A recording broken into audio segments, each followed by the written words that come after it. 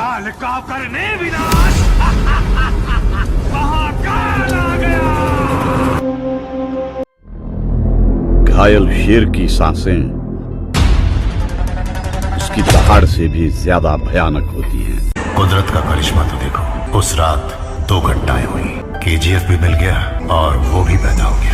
ओ भाई, क्या तेरा बाप नहीं कह रहा? नहीं रे, तेरे बाप की है और तेरा बाप मैं हूँ।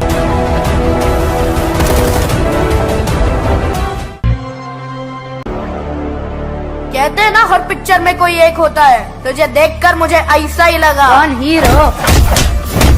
नहीं, विलन।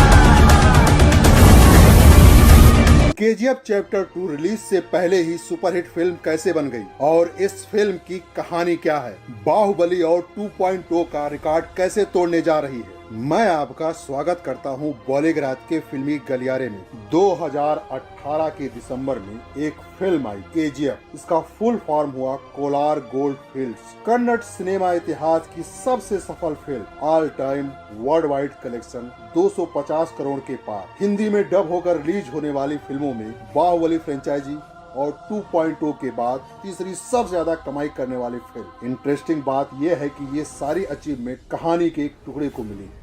आधी कहानी अभी आना बाकी। जिस फिल्म में बची हुई कहानी दिखाई जाएगी उसका नाम होगा केजीएफ चैप्टर 2। केजीएफ के पहले हिस्से में हमें कोलार गोल्ड फील्ड्स में अपना एक छत्र राज कायम करने वाले गरुड़ा की कहानी दिखाई गई। गरुड़ा सोने के इस खान का मालिक था और यहाँ काम करने वाले लोगों पर बहुत अत्याचार करता था। रॉकी यानी कि राजा कृष्णप्पा बैर एक गरीब घर का बच्चा, जिसकी माँ पैसे की कमी से इलाज ना मिल पाने के कारण मर गई, लेकिन उसने मरते समय अपने बेटे से वचन लिया कि वो बड़ा होकर बहुत ताकत और पैसा कमाएगा। रॉकी इन्हीं चीजों की तलाश में मुंबई आया और जल्द ही रॉकी भाई नाम का एक डॉन बन गया। उसका बड़ा होता नाम देखकर कोलार खान को हथियाने के लालची लोग उसे गरुड़ा को मारने के लिए सुपारी देते। पहली बारी में फेल होने के बाद रॉकी गरुड़ा को उसके गढ़ में यानी खान में ही मारने का प्लान बनाता है और मार भी देता है। पहली फिल्म यहीं खत्म हो गई। अधीरा गरुड़ा का चाचा है। सोने की खान के मालिक शूरवर्धन ने अधीरा को नजरअंदाज कर